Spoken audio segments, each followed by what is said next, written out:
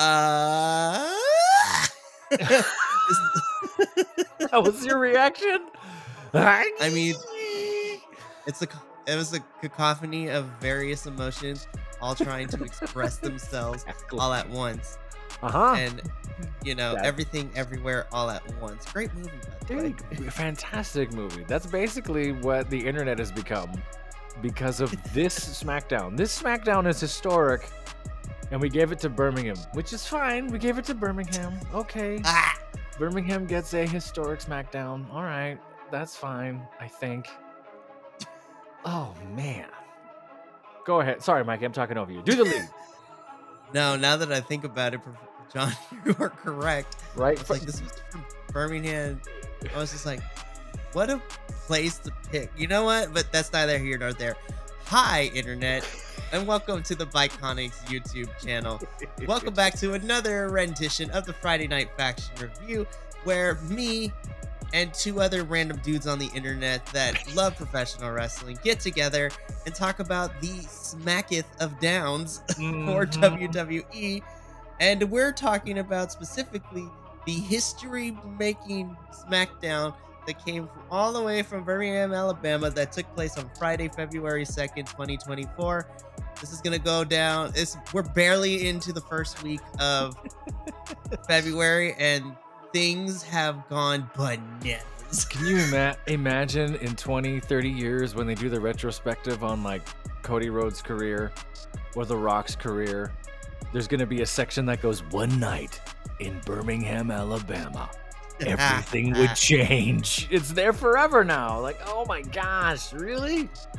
Nothing against Alabama, although everyone I've ever met from Alabama hated living in Alabama. I'm not judging you, Alabama, but I'm judging you. Yeah, there's some stuff to be said. I mean, that's you finally have a positive claim to fame. It only took you. Well, this isn't really positive, I guess. Sorry, I don't mean to dig a hole in the internet. No, it's fine. So we were talking before we started. How should we do this? We kind of want to talk about obviously what we need to talk about, but there was a lot more that happened than just what we need to talk about. Right. So the way that we're going to go about this is because we want to still cover everything else that was last 20 minutes of SmackDown related. And there was some good stuff. There was some good stuff. Yeah. And, outside of the last 20 minutes, there are some stuff that is setting up for, WWE's next PLE, which is Elimination Chamber, coming up in a couple of weeks, which we'll talk about in a little bit. We got some debuts, some new signings for SmackDown, specifically in the women's division, which makes me super happy to talk about. We got another match set for WrestleMania, on the women's side tonight. So we're going to go through all those things at a brisk pace. We're still going to talk about it because then we're going to get into the meat and potatoes of this whole entire thing, which was the last 20 minutes, which has, if you've been living under a rock for, in the wrestling internet community and somehow have found a way to manage to avoid everything that is happening, we are going to be your tour guide through the wasteland that is currently the burning fires of the internet wrestling community right now. I think that's actually a good way to put it. If you're watching this, you already know by now what happened. We're just sort of piecemealing things that we've noticed and seen over the last 48 hours. Which is going to be very interesting to talk about. But let's just get into it. So I'm not going to give too much detail, but we spent the first 4 minutes recapping the Rumble, which was last week, which was crazy. We had 3 or 4 weird Rumble recaps, none of which really added to anything. It's sort of, even if you're a casual and you're just randomly checking in, you kind of already knew what happened. In my opinion, I don't want to speak for anybody, but it was sort of like, this didn't add anything to it. It was just sort of, we know. Get on to the next thing. Like, there's a recap. We saw it last week. Yeah, and even those that didn't see it and are checking in, you've heard by now, like, some of this stuff. And then we're also leading, I don't know, these recaps are getting a little out of hand, but you got to pay your media people, right? Like, you got to pay all these people that you hired to make these things. Sorry, I cut you off again. Mikey, go ahead. No, it's okay. The recaps are there for those who don't watch the product on a weekly basis like we do, which I've come to accept. And you gotta run down the things that people have missed, speaking of running things down, we start off Smackdown with this was not the worst promo, but this was not a good one because Logan Paul's in the ring and he tries to cut a promo on Kevin Owens and his match against him for the US title at Royal Rumble. I don't know if it was the delivery or what he was saying, but I was just like, this was weird. I did not like this first half of the promo. I thought it was very clunky. And Logan looked like he was thinking about what he was saying. I think and this is kind of what I've noticed with a handful of social media stars that turn into other mediums. If it's all them, they're fine. Like if it's just me versus camera, great. If it's me heads up with somebody else, dialogue, the other promo he has later on in the show actually hit pretty well, and we could talk about that. When it's sort of, hey, go improvise and go be in front of a crowd and sort of do the audience work thing, really struggles. This isn't the first time we've kind of seen this. And I don't know if it's sort of, hey, I'll go out there and wing it, or hey, I wonder if he still goes out there and the moment is huge for him. It's one thing to be on a podcast and have friends and sit in a chair. It's another to go out there and be like, hey, go talk to 40,000 people. Like, go ahead. And I don't know if he's getting heady or what, but yeah, this wasn't his best usage of language. Let's say it like that. Yeah, this first half was rough, and then the second half saw Kevin Owens interrupt. They go back and forth a little bit. Logan's not going to give KO another shot at this. He had his chance. He blew it. But, KO has got his, work cut out for him, according to Logan, because then that transitions into, before we talk about the first match of the evening, Kevin Owens versus Austin Theory. The second half of this promo was not any better. At least Kevin Owens attempted to salvage what was this. And, I want to try to be as graceful as possible. I know Logan, this is still new to him, but there's just something about like awkward interrupting during promos. Maybe it's because I've been trained where when we get wrestlers to do promos, they go back and forth and then there's not really any interruptions, but Logan trying to interrupt Kevin and then Kevin putting him in his place was kind of funny. I don't know who's coaching them weird. I don't know who's coaching them on dialogue and scripts and things behind the scenes. There is another promotion which I watch and review here, which I will not invoke the name of so early on in this one, that does something similar where it's sort of, hey, we have words to say to each other. Well, let me stop you right there. Like no matter what, like trying to cut off. And like that, there's a feeling, if one of our friends JVL was here, we talk about it as far as the improv world. It feels like you're building momentum, but really you're just staggering the audience when you do that. You're just making it choppy, and you never really say your point. You know who's really good at this? LA Knight. Because LA Knight interrupts you at the end of your thought or at the top of your thought, not midstream. You know who was great at this back in the year 2000 and 1999? The Rock and Stone Cold and a lot of the Attitude Era folks found that finesse of that, and trying to replicate it now, it just feels rushed. That also, to me, and not to unpack too much because we got a long way to go, it speaks to the preparation behind the scenes and how fast this stuff's going, because they don't seem confident in where they're going, and to me, that's a symptom of that. For sure. And that kind of plays into our first match of the evening, Kevin Owens versus Austin Theory, part 25, I guess. 25. Because part 6 of 18. Yeah. It's the endless void that we find ourselves. Kevin Owens has been dealing with Grayson Waller and Austin Theory in some form and capacity over the last month and a half, 2 months or so. So are Austin and Grayson just like hype guys for Logan Paul now? Is that where we've gone? That seems where we've gone with them, which is kind of weird. I know that Grayson and Austin have had their beef with KO since the US tournament to get to the match at Rumble. But now we're seeming to continue this, which is really weird to see. I don't think this does anything for anyone. And this match was not necessarily my favorite because this is pretty much what we've seen before. But then Logan on commentary didn't make it any better for me personally. I was just like, Logan is, bro. I'm like, he didn't really add too much with it. Which, by the way, we have our new commentary team for SmackDown heading forth. It's going to be Corey Graves as lead commentator and Wade Barrett. And then Michael Cole and Pat McAfee are our leads for Raw now, which is interesting. McAfee's the lead for Raw now? Cole is the lead for Raw, but Pat McAfee and Cole will be covering Raw. Yeah. Wait, McAfee's Corey's every Monday? Yep. And McAfee's then Corey doing is the 5 days worth of podcast, and he's doing Raw every Monday? It seems so. Wow. That guy. That's crazy. I don't even. Man. I'm wearing a $4 shirt, and I work at a college where I've had my insurance cut twice in 12 months. I've made a series of decisions. Good job, Pat McAfee. Good job. No, it's at a moment of like, you know what? I might not like you, but you figured it out. I'm gonna use this thrift store cup to cry into. Please carry on. Keep it.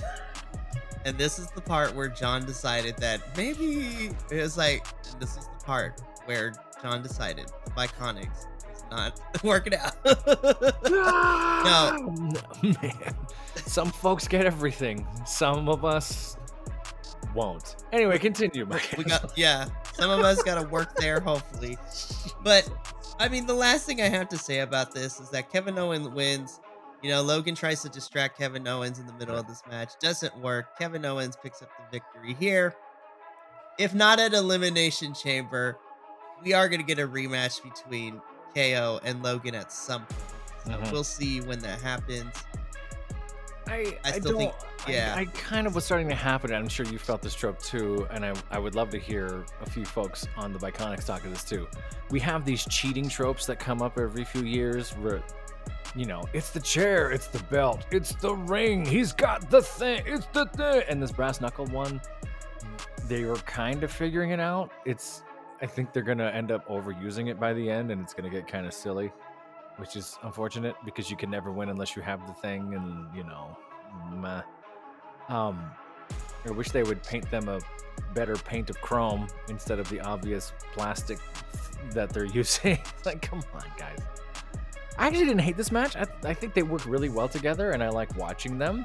I get the feeling that they know the routine, so they're kind of like, let's do the things we know we're good at.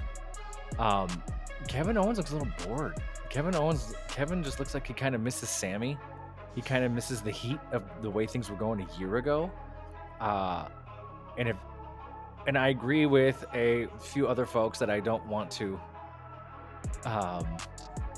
cross promote because it's not worth it. But I hope that it is a year for Kevin Owens because he's kind of due, in my opinion. He's had these ups and downs, and it's been a little while since we've really pushed him somewhere. That could be where we're going. I think WWE's just trying to cash in on the Logan Paul and the Paul brothers stuff. There was that line about Prime, which was kind of weird, that came out of nowhere. You smell awful. I bathed it in Prime. That's delicious. What are we talking about? That was the weirdest promotion ever. It was so awkward. Oh, I know. And I have students that won't drink that stuff. Cringe. Apparently that stuff is not good. But it was the whole promo was cringe. This was a serviceable match. It was paint by numbers. Kevin Owens wins. I'm pretty sure we're not done with Logan and KO at some point. Moving on. yeah, we can keep going. Yeah. So more exciting stuff. We're gonna throw a couple of these backstage segments together. So first, we see returning Naomi, aka Trinity, come out of Nick Aldis's office, and she has officially signed to SmackDown, which makes me super excited. And she's there celebrating with Shotzi and Michin and Bianca, which is awesome. I was like, oh, just these four alone. I'm like, you have me intrigued. And then coming out from Out of Frame is the second women's signing, which for me and Will and those who watch NXT, Tiffany Stratton has officially signed to SmackDown too. She got the call up, and I'm super excited. And we'll talk more about her in her match. But ultimately, this sets up that Tiffany is going to be a menace to the women's division. She's going to be the annoying heel character, which I love because we need different type of heel characters since majority of the SmackDown women's roster is baby faces. Yeah. And so she does the high school thing. She's like, I'm going to make a statement, slap Mia in the face, and then Mia wants to fight her. Yeah, like you do. Yeah. Which ultimately sets up Tiffany's debut match later in the episode against Michin. Look, we need more women. We've been saying this for the longest time. The SmackDown women's roster needs to have not necessarily more, but we need to have more, I guess. Because it's the same 4 or 5 women we see every week.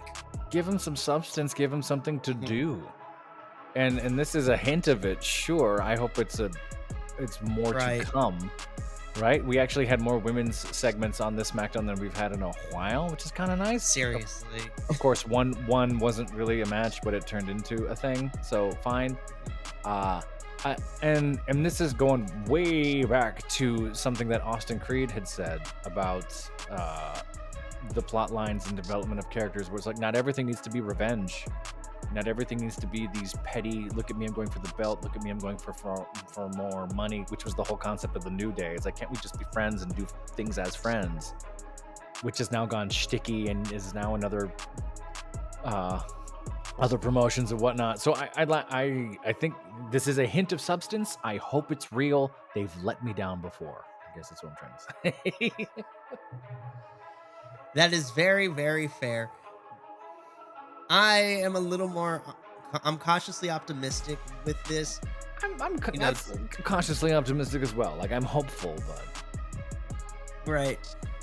I mean, with Trinity coming back after everything that happened to her and Sasha and now Mercedes, like with that whole debacle, and then having her come back, and then Tiffany being called up, I think is going to hopefully inject something more for the women's division.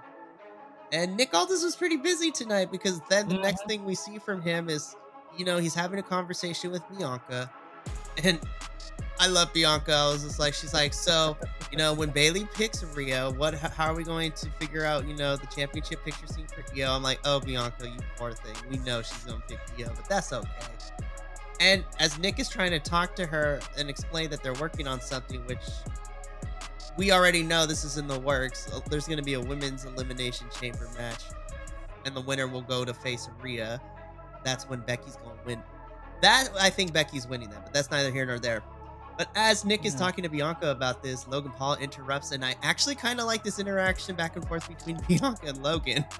And like I was saying earlier, right? You give him something to push against, and he can go heads up beautifully. If it's just sort of here, riff, he kind of kills his own momentum. But Logan is looking for more challengers for his United States Championship that is not Kevin Owens, and Nick is going to work on that too. So Nick Aldis is busy now. I mean, you just you borderline invoked the wrath of Montez Ford, but Bianca Belair don't need no help. I don't mind seeing Bianca Belair just crushing Logan Paul with the chair for a while. So either that'd be kind of fun. Bianca Belair, United States champion. Oh, how great would that be? Like, come on, but if it makes sense, they're not going to do it. Yeah, come on. That would be great. So then, once again, main roster tends to do this thing. We get entrances and then backstage segments. So I'm just going to throw this next backstage segment here.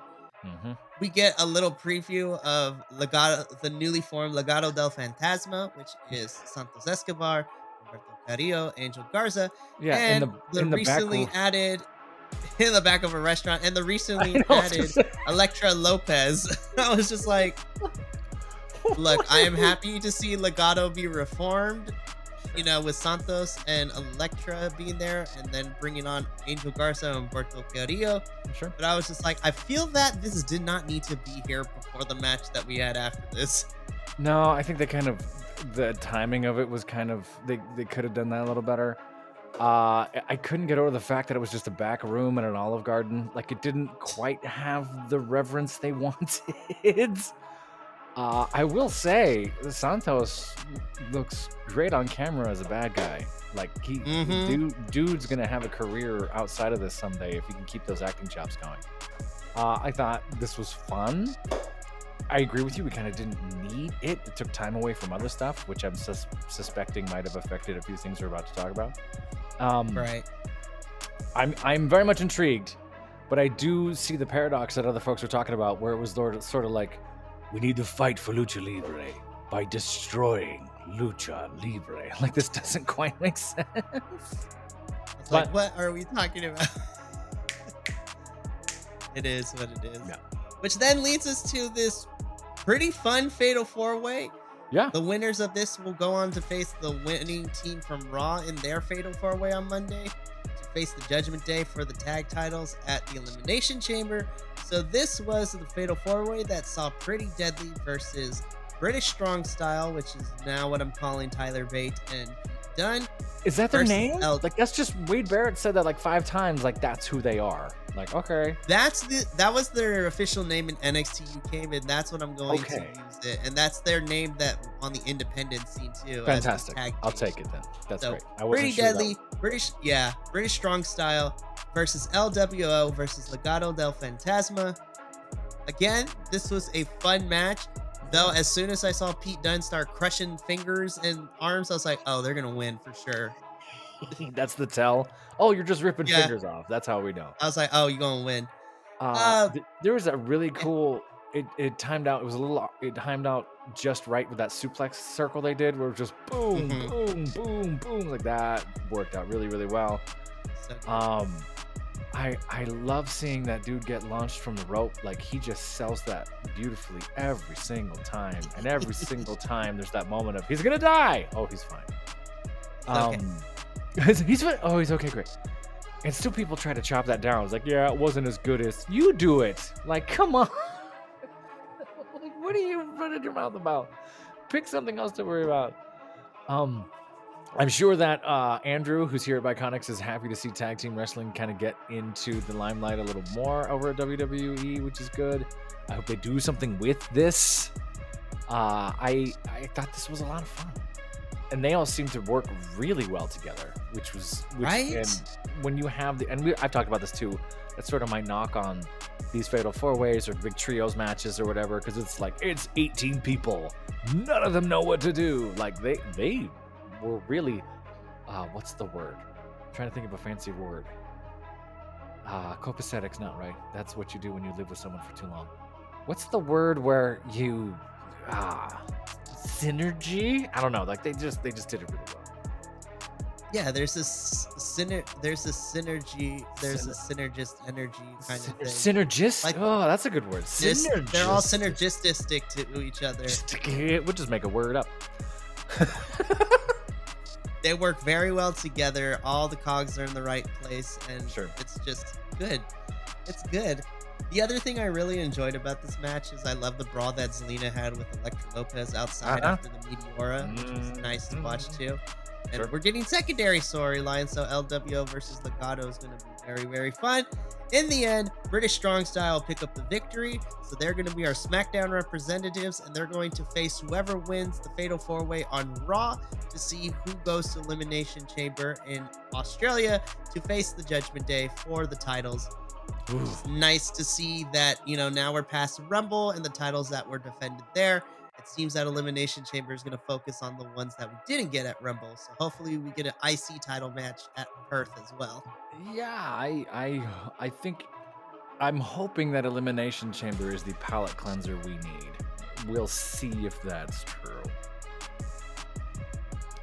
Which we should, So again, that's the running theme for this. We shall see. Time will tell. Like, those are the two key phrases that popped up a lot this episode. And we've been saying that a lot for 2 years. Anyway. So next, we cut backstage and we see Io and the Kabuki Warriors, and they're talking to each other.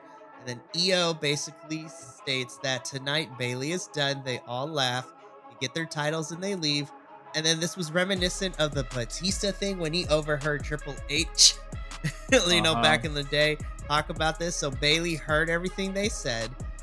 And I'm going to kind of fast forward a little bit and tie in the Bayley's thing with this, because then later we see Bayley in the ring being accompanied by Io and Kabuki Warriors and just Damage Control in general, minus Dakota Kai. Don't know where she was. Yeah, where's she been? I don't know. We shall see.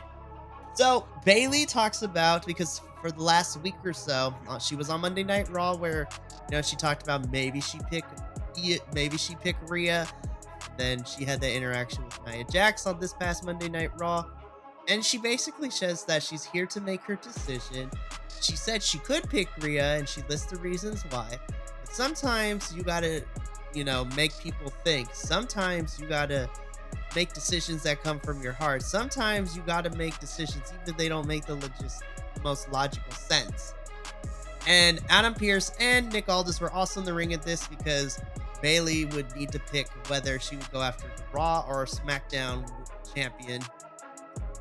And so when she kind of gears this up and slowly, gets into this babyface turn that we get in this segment, she turns to the Black Lotus Triad, as I'm calling them, Ooh, yeah, which is their original, name back in when they wrestled in Japan. Sure. Bailey calls them out and she says, "Are you done laughing at me?" And then she says in Japanese, "Am I a joke to you?" Which is what is translated. I was like, yo, Bailey, Duolingo is doing wonders. Because, listen, the weirdest things, I'm a big sucker for pronunciation. Like, even if you don't speak the language, if you would make an attempt to pronunciate it the way in the native language, you get bonus points for me. That's why I get mad at, like, some other commentators and other companies, especially when it comes to foreign names. I was like, it's not Commander, it's Commander. Like, come on now. I was like, listen, if the white guys here at the Biconics do a better job at this, professional commentators can do that. Yeah, like on another promotion where there's one gentleman who just says things out loud and it doesn't make any sense. That's a Kubata Bushi. What did you just say? You're not even trying. Go home. My I have a love for Japanese. I never learned it like I should have. My uncle has been in Japan teaching English since the early 80s.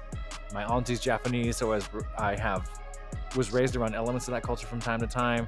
It's such a beautiful language, and to just hear it, I only know a word or two at a time, but when you say things in Japanese with fervor, it's gorgeous. I thought that was a lovely touch for sure. I kind of wanted more. It was a hint of what I felt we should have had. I wanted to see a full Kill Bill Tarantino. Like, if this is a turn, this is a turn. Like, if this is the bride at the church, if you film nerds out there know what I'm saying, like, this is the heel turn. I think they tried to do a little bit too much of an homage to Batista. I think it should have. I don't hate that Bailey overheard it. What I hate is Bailey sat there and watched and didn't react then. And there's just this moment of like, that's an opportune moment. You just kind of sat there. I don't believe that theatrically. If she had like overheard on a hot mic, or if she had overheard in a different way, or she like, I would have bought that more as opposed to just, I'm gonna walk into the room early. I heard. Well, if they did the shot similar like what they did with Batista and Triple H, where the cameraman is on the outside in the hallway and Bailey happens to be walking up and then she overhears them saying it and then they go off camera, then kind of do that crossing the arms thing. It's just like, I still like that backstage segment, but it would have been a more powerful shot if you had the camera pointing into the room instead of pointing out to the hallway. See, just little cinematic things like that could tighten up a whole spot. I love that commentary kind of sold like Bailey knew what was gonna happen when Bailey has the pipe and then goes totally yeah, ape she on everybody. ends up beating up everybody. So yeah, I think they could have heightened this a little bit. I'm happy for Bailey. You know, we've been saying for a while the damage control is kind of like, where are we going? What are we doing? They could have pulled the trigger on this a little sooner. I'm wondering if the injury to Dakota Kai, I wonder if there was a few other things going on that we don't know for sure. But I'm intrigued. I hope we lose Kabuki Warriors though, because there's a part of me that always goes, ugh, every time I hear that, but I know it's a little weird, but we end the segment with Bailey, calling her shot. It's going to be her versus Io at WrestleMania for the WWE Women's Championship, which I think is going to be a fantastic match. Well, then Io leaves the door open here too for I like my friend, I didn't hit my friend, right? So now I wonder if we're going to get this face turn, and it's going to be this sort of Kabuki Warrior versus those two thing, and we're going to split Damage Control down the middle. I don't know. But there was a hint of Io Sky didn't want to do this and still felt for her friend. Io didn't go full heel, and that kind of leaves the door open. No. And I think we have a good chunk of time, because now that it was made official, Bayley versus Io, we have pretty much all of February and March to build up the story. So we have about 8 weeks. Sure. I'm excited, and I'm just happy for Bayley, because this will be her first singles match at WrestleMania ever in her career, which is saying something. She's been here for a while. Yeah, absolutely. Yeah. I mean, they're already calling her future Hall of Famer. She's in. Absolutely. Yeah. So I mean, she's due for some of this stuff. Exactly. Then we get the second recap of the evening, which is recapping everything that happened with Cody winning the Rumble, and then the promo he and Seth had on Monday Night Raw. I like the promo that Seth said, comparing, certain wrestlers to certain titles, basically telling Cody, you want to fight me because what do you want to do? You want to be the Hulk Hogan champion, or do you want to be the Dusty Rhodes champion, which is what Seth was alluding to his belt as the work rate championship, the workhorse championship. Sure. And Roman is the Hulk Hogan, champion. Just, you don't care about anything else or the prestige of wrestling, which we're going to talk about it, because Roman took some shots and there was a massacre, which we'll talk about when we get to the end. Yeah, that was rough. Because I have words for Roman. It was crazy, but which then reminds us that Cody's making his decision tonight of who he's facing at WrestleMania. So we'll get to it there. Then we get the weirdest thing happening. So we were supposed to get a 6-man tag team match between the Final Testament and the Pride. It didn't really even start, because there was just shenanigans for the jump. And then a random appearance from B-Fab. Don't get me wrong, I love B-Fab. I love that we're potentially adding her in here, especially since if we're not going to get Bianca to be a part of this, like a lot of people want, I think B-Fab, who has been working, improving herself, and I like her aesthetic and everything. This match doesn't really get started, and you know what? B-Fab is joining to even it out. Now since Final Testament has Scarlett, we have to put a women's wrestler for the Pride. We didn't even get started with this match. Had we got maybe 5 minutes and then everything that happened at the end, I would have been like, I still didn't like it, but you know what? It's okay. We didn't even get this match started. No. This was just sort of 5 minutes of make something happen. It's over. I thought we were going to come back from commercial break and maybe see something. Nothing. This was just dropped on its head. I feel bad for all of them. This was bad booking. Yes. This was just awkward. Any momentum they could have built was just nerfed. They had none chance. I'm starting to. You have so many fun people in here. Yeah, and I know we've gone back and forth on Karrion Kross for a while. I kind of like this version of Karrion Kross. I wish it was a little more Doomsday, but that's just me. And you're just kind of muting them all the time. Even Bobby Lashley and the Suit Profits, you're not giving them any runway. You're just kind of toting them out there every now and then. What are they fighting for? What are they trying to get? What are they trying to do? Other than just, hey, I'll fight them. Hey, they're floundering here. I'm going to say this. I don't say this phrase here a lot. This is sort of mid-card purgatory. This is getting stuck on purpose. They're being held here. It's tough to watch. I feel for them. Yeah, this was tough, and I want good things for everyone involved. Again, like I said before, for me, this is the final. So far, it's not working out, but I feel like this is do or die for Karrion Kross right now, because otherwise he's just going to be stuck in here. And they're not doing him or Bobby Lashley or anybody else.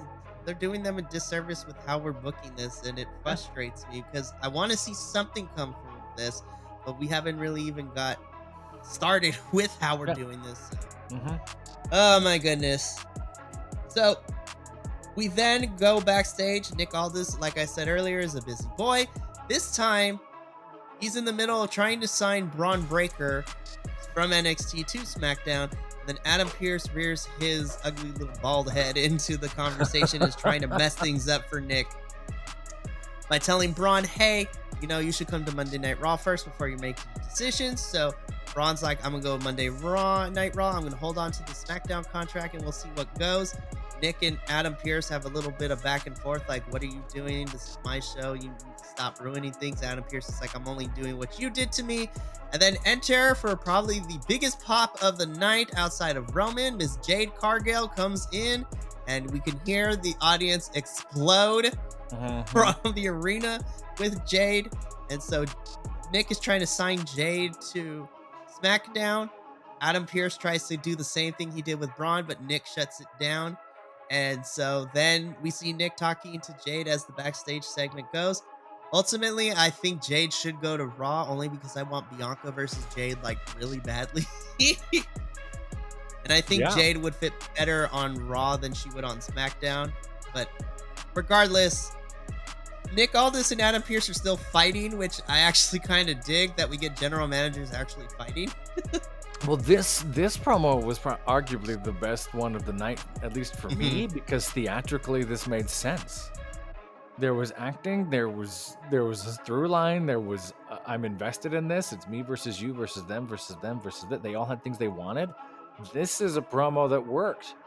For those of you in the internet land, Braun Breaker is a controversial character in our group chat. We've talked about him quite a bit, lots of things, and I don't know enough about him to have an opinion really one way or another, other than his family and all that. But I liked this. This went somewhere. There was a reason to watch this. Now I am intrigued. This is when promos work. I kind of love having the managers bark, like you were saying. Like, that's kind of fun. And that gives just a little bit more of an element of the soap opera of wrestling that we enjoy to see.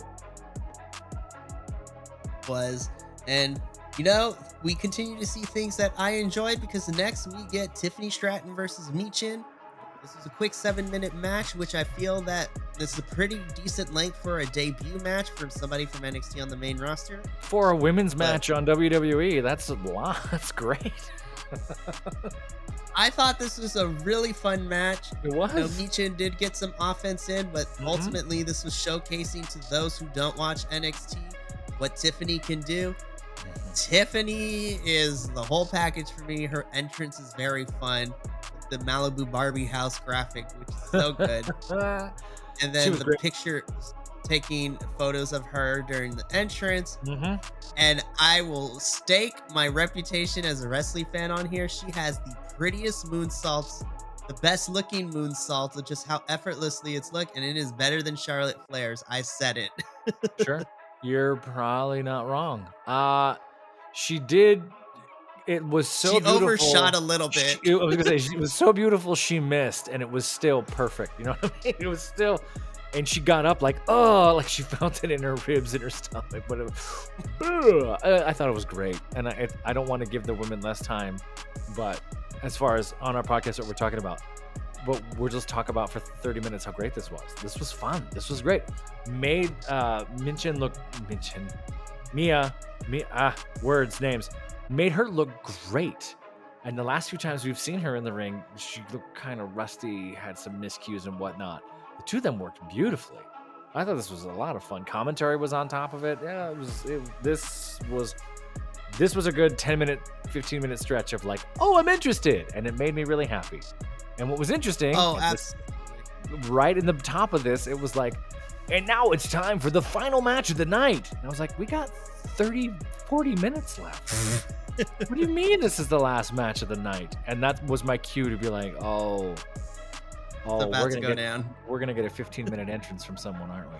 Oh, yeah. Someone's here to walk for a while. Yeah. Okay. Tiffany picks up the win in her debut match. I'm excited to see more of her on SmackDown. We get the bumpers for, SmackDown next week, which is also going to be entertaining. All right.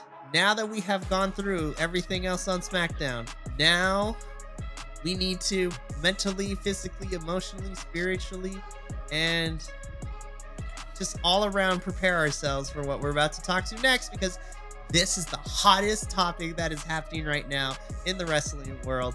Well, And it is bananas. One of them. But One of them, this is the one we're talking about right now. This is the most prevalent to the Smackdown crew because this happened on Smackdown. So we get a 15-minute entrance from your tribal chief, Roman Reigns. So during this entrance, these are the things I did. I made a sandwich. I checked a few emails. Sure. You know, I drew a stick figure picture. Like, there were so many things that I ended up doing in that 15 minutes. By the time I was done with all of them, he barely got into the ring. I was like, are you doing the prisoner thing? So there's a tally for every minute of your life that's gone. There's just tallies everywhere. Like Maxine Waters, it is 15 minutes of my time that I'm never giving back. Oh, so good. So Man. we're going to break this segment into two halves because I have thoughts and feelings for different reasons of the two halves of this. So first, get Roman in the ring, who's, you know, with the Bloodline and with Paul Heyman. And Roman cuts this promo basically. Okay, so like the internet wrestling community uses the term buried like very loosely, and it's overused. But Lord have mercy, I don't care if this is part of Roman's character. He shot heat-seeking, not even taking like pop shots. He launched heat-seeking nukes at Seth, that World Heavyweight Championship and Monday Night Raw all in one go. I was like, Jesus, Jiminy S. Christmas, bro. Like, that was hardcore. Yeah. And I'm not over-exaggerating. So the key points from this, you know, first, he starts off by firing nuke number 1. You know, let's talk about my little brother, Seth Rollins. No response. Exactly. No pop. I was like, oh shit, we're going to go there, aren't we? Which the crowd by this point was in a very strange place. Yes, it was so weird. And you kind of felt this throughout the night. Not to talk about the crowd in a moment like this, but as you noted, they played a part in this. It's not like a Savannah, Georgia from a few weeks ago on another promotion. Like, they were there, and they were listening. But Roman was smart. He did, like, everyone was like, "Where are you going with this?" And he played it as, "Oh, you don't like him? Great, no pop." Boom, and just kept going. It's like, oh, that was cold. That was That was nuke number 1. Then nuke number 2. He talks about, you know, the difference between him and Seth. And it's just like, you can make Seth Rollins money, or you can make Tribal Chief money. Nuke number 2. Well, yeah, the working champ. You defended all these things. I work. What do you say? I work less than you and make 10 times more. Yeah, something like that. So and nuke number 2. What a way to gaslight and spin that argument, to be like, you never defend it, you never work, and be like, yeah, I don't have to. I make more than you do. Like, oh, yes. That's such a Hulk Hogan line to say. Like, oh, anyway, carry on. Then Roman gets into probably the most questionable for nuke number 3. He's like, Seth, you can't dress in your wife's clothes and call yourself the man. I was just like, nuke number 3. I was like, that's kind of, I don't want to say anti, like, LGBTQI kind of coded, but damn. Walk the line, right? That was sort of a weird, like, I'm making fun of you, but not making fun of you, but making fun of you, but not. Because I don't think Becky would wear any of those things. Except maybe Seth Rollins' entrance to WrestleMania, because I wanted that red coat of just how crazy it was. That thing was kind of fire. It was just great shots, and part of me, you wouldn't take those digs unless you genuinely had a history and knew that person, right? Which we know is true. So it's sort of I wonder if, I don't know, this is behind the scenes, and we'll get to what we need to talk about. I wonder if Seth threw what Seth threw out there on Monday, like, oh, I know he's coming. I know he's coming. Yeah. I know, like, whatever the text messages were, like, I'm coming for you Friday. Oh, you better not let me off the hook. Like, you know, the way friends needle each other. No, and I'm pretty sure both of them probably like, all right, so this is what we're gonna do, and it's gonna be great. Sure. And then to kind of wrap up this, and John Moxley's on the group chat going, "You better crush him for that." I love that. So to finish off this first half, the last two nukes that got fired is that then Roman goes into making fun of Seth's injury by pretending to walk with a hurt back, but he did put Seth over kind of a little bit. He's just like, you have a champion who injured himself trying to carry that show on his back, and can you actually believe in a champion that walks like this and then proceeds to do like the old man my back skit, and then the ultimate like final code into the ultimate nuke, turns his attention to Cody before Cody comes out and says, Cody, you have two options. You can either go and be the best for the number 2 championship, or you can try to do your best and come after the number 1 championship, your choice. And then that ends Roman's part right there. Sure. I had to pause as soon as that was open. I was just like, I gotta process all this. Holy shit. Some great lines. And Roman is a figure that's kind of torn the Iconics for various reasons and work. Yes. On the mic, though, always brings it on the mic and the acting of these segments. I've never really said anything bad about Roman and Roman's work in the character of the Roman Reigns. Wild. But there's this huge peak here, and you're right to pause it here, because from here on out, it's like a different director's cut. From here on out, it doesn't make any sense. So, let's get into what has a lot of people up in an uproar. So, as soon as Rowan finishes, then this is where Cody's theme plays. Cody comes down to the ring, and Cody talks about what we've been talking about for the last year in terms of, you know what, Roman? I was just like, winning the Rumble back-to-back is important because very few people have won back-to-back Rumbles. And it's only an exclusive club that includes the likes of Cody, Stone Cold, and Shawn Michaels that have been able to win back-to-back Rumbles. And essentially, he runs down, he's like, Roman, me and you both know I had you dead to rights at last year's WrestleMania. Had it not been there for interference, I would have beaten you. I know it. They know it. More importantly, you know it. I am the closest that anyone has ever gotten to actually beating you, which is kind of true. Cody's the only one who has legit, within the last year, been a actual pain in the side for Roman, because he's the only one that legit came close to beating him. Everyone else came nowhere near beating Roman. Cody's the only one. So at this point, I was like, okay, so this is where Cody's going to say he's going to fight Roman at, WrestleMania. Cool. And then he said the line that was the inspiration for the meme on our social medias that I sent you guys to. It's like, I am coming after you, Roman, just not at WrestleMania. And that picture that I sent to everybody was me in that moment. I was just like, what? And I paused at this because I had to process it once again. I'm like, what? What's awful is this was the 2 trains on the same track thing, right? This was the slow-mo car crash. And everyone's heart kind of had the same drop. And you could hear a collective, oh no, throughout the entire United States.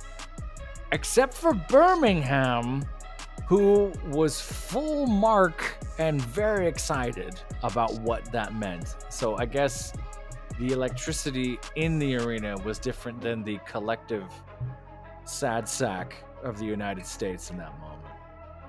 Ugh. So then, once I gathered up my mental strength to persevere. Were you shaking before you hit unpause on the thing? I was just like, you know what? I could just turn it off right now and just read what happened later. I was like, no, I'm going to be like Cody Rhodes. I need to finish this story and see where this is going to go. Yeah. Now, whether or not that was the smartest choice, I'm still debating that right now. But Fair. I hit play, and then this is where Cody goes into, this is the third act structure of this whole segment. Cody says, Roman, I have talked to a bunch of people. I've taken counsel with a bunch of people. but specifically, I've talked to one individual who knows you better than you know yourself. And then cue If You Smell. The Rock comes out. Birmingham, Alabama lost their collective shit, so to speak. Rock comes down. Then this is where the most heartbreaking scene happens to me. Rock gets in the ring. Cody's there. Gives a handshake to Cody, who's trying to put on a brave face. Then when Rock pulls in Cody, I don't know what Rock said to him, but then there's that picture that's going around the internet where you see Cody's facial expressions change from trying to put on a brave face to absolute heartbreak for a brief moment. Oh yeah. And steps out of the ring. I was so heartbroken for Cody in this moment, and I was just like, I'm not even mad. I'm just like, I'm more concerned about Cody and how his emotions and his heart is dealing with right now. Obviously, he's a big boy and he's gonna get past this. Sure. But I felt for Cody in this moment. So we will speculate about this Scarlett Johansson, Bill Murray Lost in Translation moment for the rest of WWE time, right? There's some folks saying that, The Rock invoked the name of Dusty and said, hey, your dad this, your dad that, thank you, this, that. It could have been good to the company. It could have been a subtle thank you. It could have been a drink order. It could have been various other things. It's hard to overlook the company man angle, right? Because Dwayne The Rock Johnson has always been a company man. It's really hard to not see a passing of the torch to another company man, in my opinion. Like, you are now holding us up for the next 4 generations. We're sort of doing that delayed gratification of you will get yours, you are on your path, just not right now, again and again and again. I hate it for a lot of reasons, but the thing I always go back to is the legendary story, which now it's kind of urban legend, we don't know if this happened or not, of Triple H talking to Cody right after that signing, coming over from the other promotion and saying, hey, what about your dad's hard time storyline? And now we're kind of in it by default, whether we've made those choices. I don't know if we're just going to rag on this guy for a greater payoff down the line. Okay, I guess. But if you don't pet your dog every now and then, it's hard to keep him under the porch, to use a phrase from Birmingham. I mean, it's you know what I mean? And it's hard, again, and I'm sure we're going to talk about this in a second, it's hard not to see that we're doing this to get positive spin, to get away from all the garbage that's going on and has been released over the last 10 days, and the hurt over the last few years of what the hell's going on behind the curtain. And now it's right on surface because it's such a transparent Band-Aid. Like, I see right through this. And I'll say this last thing and then go for it, Mikey. You can put on whatever spicy chorizo hat you want. In the sense that what makes this hurt even more is I love the idea of seeing the two of them. I love seeing Roman versus The Rock. I've been calling for that for 2 years here. Like, bring me the tribe, get the cousins out, let's go. But to get it like this is disheartening. And I don't know, this is now on The Rock. The Rock has to carry the burden and the energy of this.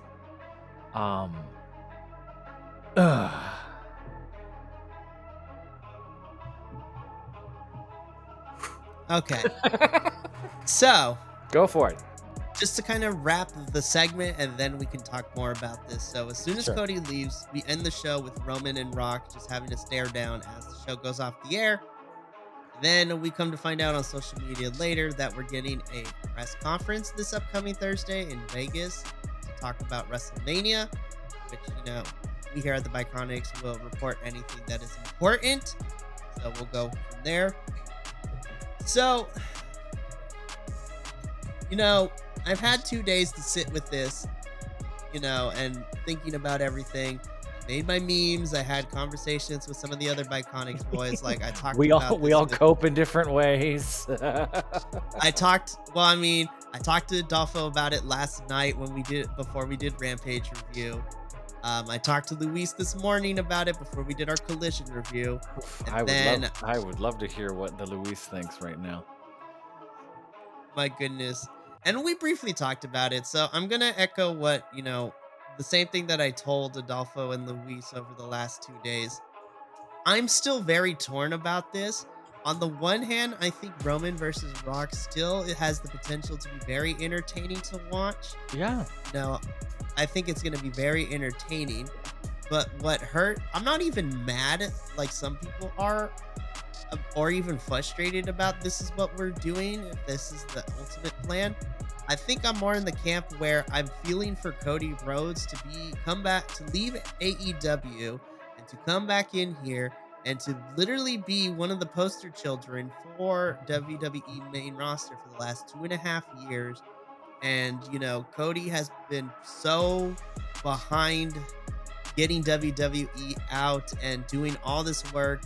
He's one of the few big stars that actually does the house show circuit. Like, he is not above being a big time name and not putting.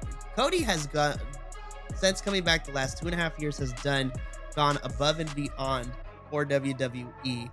And I think what saddens me is he puts in all this work and then he has to wait just a little bit longer to get that reward of doing the right thing and being a person. Cody is a businessman, and so he's not going to step in the way of, what's going to be a big draw and make the company money. But from a fan's perspective of following a person's journey, having to interrupt the gratification of Cody finally getting to do something and complete not just his story, but this is a whole generation of Rhodes storytelling from his daddy, from his grandfather, culminating into him finally be able to do the one thing that his ancestors could not and win the title that has eluded the family. Kind of just take it, excuse my French, but it kind of takes the winds out of the sails, the piss out of the boot, whatever saying you want to use. Piss out of the boot. Listen, my grandma has some weird sayings, and I'm invoking the Grandma Liguillo because I was. Can I borrow that from your grandma? That's a good one. Thank you, Grandma. Do it. That's great. Seriously, it just makes me sad. So that's one half. So let's discuss that, and I'll tell you my other side. Sure, and part of me, and when you and I talk writer's hat, right? You're doing this delayed gratification to keep the audience engaged. And in doing so, and in the wake of that, you're screwing Cody Rhodes. Let's be real. You brought Cody Rhodes in here. You put the tagline of his story in his music. There's more than one wrestling family legacy. There's more than one. And it's a call out to this. The folks that are from those generations that knew that what was going on, who followed his dad, who followed his brother, who following him. So again, like I'm just kind of echoing what I said earlier. To put him in the company to do this to him is super hard. And this is one of those times where what would I do if my boss where I work walked in one day and said, "Hey, John, I know the students love this class. I'm going to teach it for the last 10 weeks. But in a few years, you're going to be the head of this department. We're going to pay you the same, but you don't get to do the thing that actually makes you want to do the things you do. You got to watch me do it. You'll be around and they get to talk to you, but you're not going to get any of the credit until a few years from now. But when that happens, you're going to be the head of the department and you can do whatever you want then." Even saying that out loud, part of me goes, ugh, like it just feels gross. Like there's something gatekeepy and not fair. So I don't know what's gonna happen here. It's not even fair to say written into a corner, which is a phrase we use here all the time. We're sort of on a path we cannot change. Does that make sense? It just feels different. Ugh. It is. And then just to briefly wrap this up, the other side of me is I'm more open to see where this leads because we have 2 months to build up this match until WrestleMania. Sure. My only non-negotiable and what's going to turn me off of this match completely is if we get an announcement that this is for the title. I I would rather have this be something Hmm. or something intangible like the head of the table spot or the legacy of, the dynasty. Yeah. Like if that is what's at stake, then I am more than willing to put my personal feelings aside because then you can sell The Rock and Roman. We're going to fight to see who truly is the head of the table, which Yeah. I feel is a little too late. This is 3.5 years. This is 3.5 years into the tribal chief character. We could have honestly, I said we could have had this match last year. Honestly, could have had this match happen literally in the Rock's backyard of Hollywood in I feel like Inglewood, California. we talked about this a year ago, where it was like get the whole family out there, make it an event, make it a ritual. I'm gonna say this again. Get Rikishi in there. Get the family that's living and surviving. Fly them in, put them on the ramp, give them fancy chairs, make them look down and watch. The time to do it when it was Jay and Roman, but you botched that, whatever the hell that thing was. You have Jimmy, who's Slam from my memory. I know. We all sat here angry about it. You have Jimmy, who's the prince in waiting, who doesn't want it, and you have Solo, who's a warrior and an enforcer, who also kind of seems to not want it, or has glimpses of what would I do with it. You have the epic journey. You have I'm gonna go teacher on you. You have the Joseph Campbell hero with 10,000 faces. It's happening right now. You just kind of took the hero and usurped him from the story.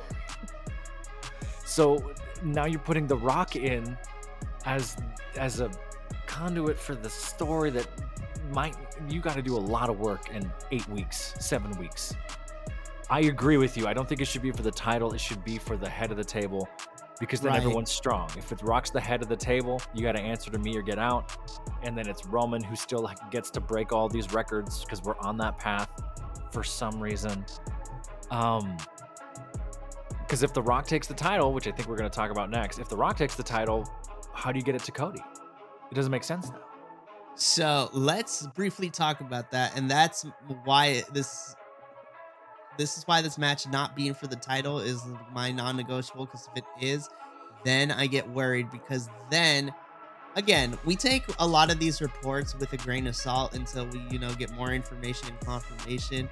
My biggest fear is that, Rock versus Roman happens at WrestleMania. It's for the title. My biggest fear is Rock. So if Rock wins this title, and I'm using this man's name as a verb, but if Rock ends up winning that title and then, holding on to it for whatever reason, for me personally, and this is going to be blasphemous to the wrestling community, with Rock pushing to be, allegedly pushing to have this match at WrestleMania, then if he ends up winning, The Rock's legacy is going to be under so much scrutiny, and all the good work he's done in the past may come to a breaking point. More importantly, The Rock will end up hogging himself through a title reign like he did back in the olden days of wrestling, and what he did in TNA at Wrestling too. Him and Eric Bischoff almost destroyed at TNA Wrestling because they booked themselves to consistently win against, your TNA staples. And I'm not saying that Rock would end up doing that, but having him have that title is a very dangerous line to walk. Fascinating. I didn't think full Rock legacy and promotions in the wake of that. I focused more on immediacy. I could see a potential for that, sure. What kind of did Hogan in, and now we're just going full off the cuff opinion, was that Hogan in the late 90s was just a bad person. Let's say that. We know this now, the way Hogan treated folks and buried folks and talent, and The Rock, you hope, is a good person, although let's be fair, those charities to send folks to the fires in Hawaii didn't really work out. Now they're dead at The Rock. So you hope The Rock's a better person than that. If this is The Rock coming in to save what is a sinking ship, it doesn't feel like the ship is sinking. It just feels like those people are sinking. So is there something we don't know? If the cancer that is the Vince McMahon scandal is so widespread that the more we learn leading up to WrestleMania, we need a Rock and Roman to distract us from what's about to happen? Because, not to bring in that story, because this has nothing to do with it, but at the same time, it has everything to do with it. If all these folks are just going to start getting implicated and crushed, we need to be going somewhere. We've already phased out the Brock Lesnar. He's kind of a name that shall not be named anymore. You know there's more, and we're just waiting to see what that is. So does The Rock's legacy turn into, oh yeah, the guy who came out of retirement to save WWE during the scandal? Ooh, that's a scar I don't think you want. That's a title that I don't think you want. Ugh. Oh man. Yeah. I can deal with like what happens in terms of like roster wise, like who goes up against The Rock if he wins the title. Like that's something I can deal with. Sure. My big worry for The Rock himself is because once you get a label stuck to you by, the court that is the general public, it's really hard to shake that off no matter how much you do, because people will only remember that one big like blight spot on your whole entire thing. Again, I'm just stating speculation and opinion. There's no objectionable fact to my reasoning, but I'm just thinking of like years, like what, like, I mean, a lot of the Biconics boys here are parents, so like having that conversation, should your child get invested in wrestling, and then telling them all these years later is like, Dad, Mom, Dad, do you remember, The Rock at this time? And it's like, yeah, let me tell you about it. How that story is going to be told is going to be nuts. I remember when Rocky's dad came to save him. You see, here's what happened. He was a young Rocky Maivia. Nobody liked him, but we watched him anyway. This is where it gets really complicated and sticky. And you better nail this, or you could set your company back a few years worth of fans. And looking full meta, looking at all the promotions. If I were the top two promotions right now, and please don't get mad at me, Mikey, you know what I mean. If this was WWE and AEW, everybody knows the blood's in the water. All these other promotions are watching this very, very carefully. And if there's a slip up at the right time, at the wrong way, in the right this, it makes sense why all these deals were made before this happened, right? The Netflix deal, some of these other TV deals, right? Because we're going to take a risk quickly and kind of leave the door closed for anyone else. But if I'm TNA, Impact, anyone else, I'm watching very carefully to try and slide my way in there and go, hey, do you want something that doesn't have drama? Come over to us. Hey, do you want a promotion that everyone's saying we do take care of our people and kind of a breath of fresh air from all this? Hey, come see us. Whew.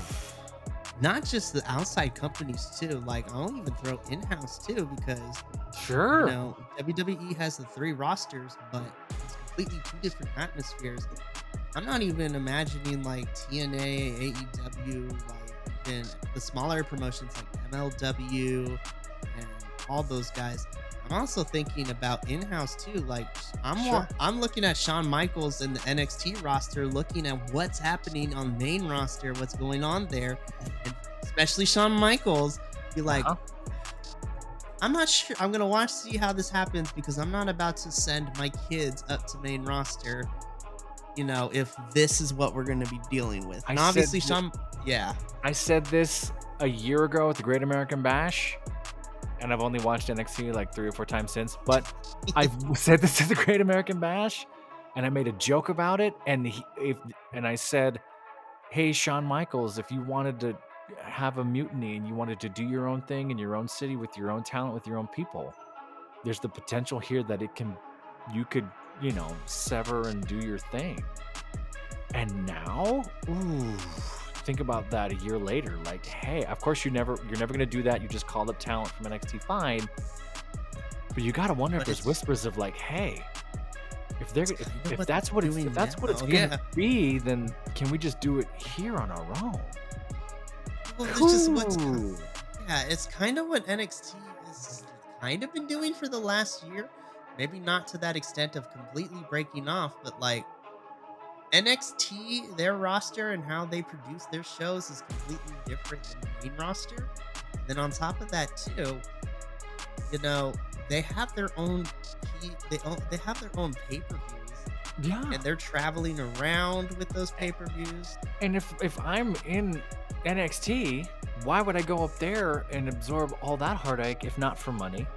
And why would I go over to AEW, who's got its own huge issues right now, when I could just kind of stay here in my own backyard in one city year round and kind of own a house and live this and do it as a 9 to 5 and do the house show stuff when I want? Whew. Yeah. There's a lot of things. And I don't mean to go full tangent. The implications of The Rock coming back versus Roman Reigns, title or no title, what we've done to Cody, what we're doing, all of that just kind of exploded. In Birmingham, Alabama. Birmingham is the site of where this all took a 90-degree turn. And we will, and I was the origin point. I said it at the top, where I'm 20, 30 years from now, it's going to be February 2nd, Birmingham, Alabama. Cody walks down the ramp. Like, it's going to be in the documentaries. It's going to be nuts. We have 8 weeks to see how this develops. So last thing we have to do after everything we discussed, we still gotta rate this episode. Oh my God, you're right. I don't even know if we could. What do we say? So, okay. There's gonna have to be asterisks and stipulations to this. Okay. So let me see. So are we empanada scale? We're empanada scale here, right? Kilometers versus empanada versus minis versus... Minnie's not here, so we're going to do the empanada scale this week. Okay, so empanada scale. Okay. So if we're talking about pure drama, like pure madness, like now I have to watch because it hurts. I mean, we're now in 8, 9, 10 territory.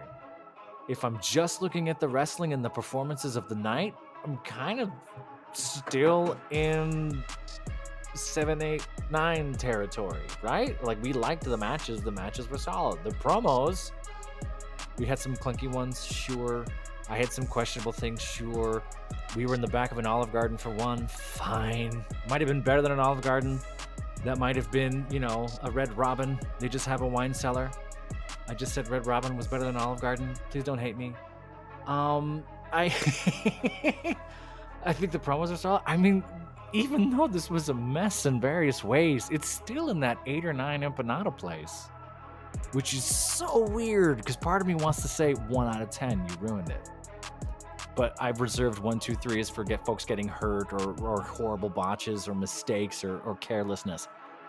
But even then, if 4, 5, 6 doesn't feel right, and the fact that we're talking about it overtime on this podcast, something's right, but is it right that we have weird stuff to talk about? I don't know. So I'm kind of in that 8 or 9 place. Am I wrong?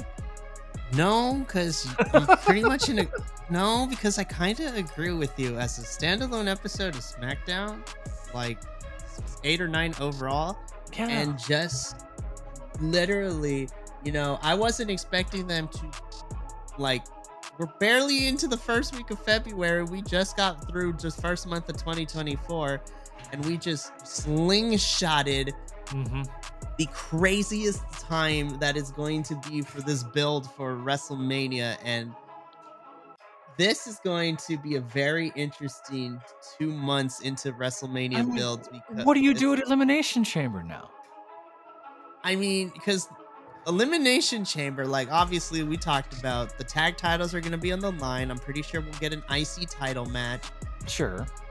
we're definitely building our way towards a women's chamber where the winner goes on to face Rhea. But then I'm thinking, with Punk's injury and everything, what do you do for the men's chamber? Which, when you go watch that injury, like, I felt awful for him. Say what you will about CM Punk, but as a worker's dude's great, and watching that and seeing that and now knowing that and watching the end of that, it's like, another heartfelt, like, man. It was, and maybe this isn't empanada scale. Maybe this is like burnt empanada scale. Or maybe this is like discount empanada scale. Or like maybe this isn't, there's a lot. There's a lot here. Oh, man. But yeah, I think we're right to say it's somewhere in that 8-9 wheelhouse, right? Yep. And I don't think we've ever had a 10 here on SmackDown. But as far as drama, even the Rock's first appearance, what was that? I guess almost 2.5 months ago, right? I guess that wasn't even a 10. That was still sort of a, oh my God, he's here thing. So, if anything that you take away from this review, all you Biconics wrestling nerds out there, me and the professor are gonna watch things unfold, and we're just gonna be considerate about what ends up happening from here. And ultimately, we're gonna have to wait until WrestleMania is over to kind of do it. That's the episode for April. We're gonna do a deep dive of the build up to all this. And honestly, it alienates some of our boys because they don't watch WWE. But I was just like, we need to do a special WWE boy podcast episode where we review everything that led up to WrestleMania, and that WrestleMania is done. And how did it turn out? And this SmackDown is a example of why some of our boys here refuse to watch it, and I absolutely agree. I can see their points. Totally get it, because there's a part of me too that's like, well, if this is just what you're going to do to me, then why? And if you're just going to step over your hardest workers in the names of distraction and this and that, oh yeah, absolutely, why? I absolutely get that, and I understand that. Oh man. That is going to be interesting. So we're definitely going to plan that. Now I definitely want to do that. Have a special where me, you, Minnie, and then whoever else wants to join us, we do an analysis of this story, and this is the origin point. So I'm going to be keeping a close eye on this developing story. I feel like a wrestling journalist, upgrading ourselves. We're almost there. We're not traveling from spot to spot like we could be. No, but we're going to get there. So I'm going to do our outro quickly. That has been our rating.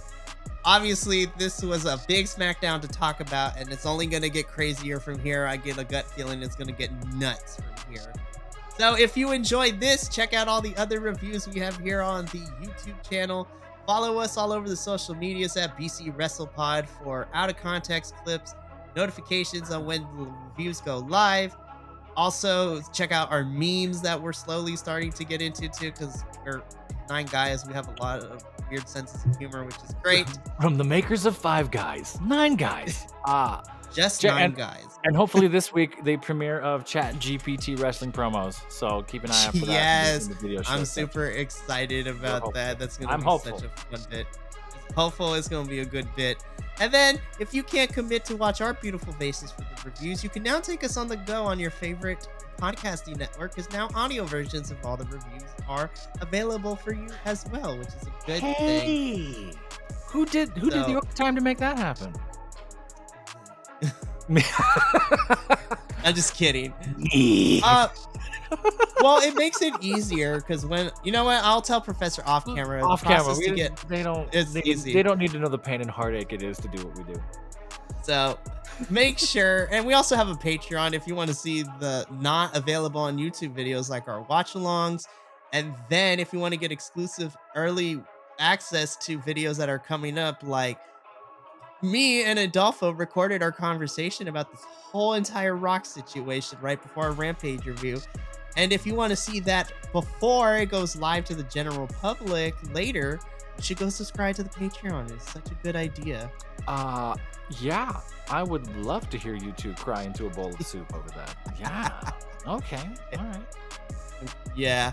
But from myself, the professor, Minnie, who is going to be rejoining us next week, Hey.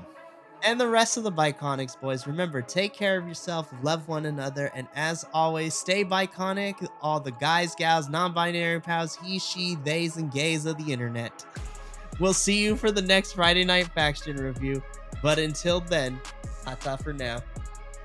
Thank you so much for tuning in to another Vibe Tribe production. What's going to happen next time? Well, you're going to have to tune in to find out. But until then, remember, take care of yourself, love one another, and as always, make sure that you keep the good times rolling. Thank you for being here, and we'll see you next time.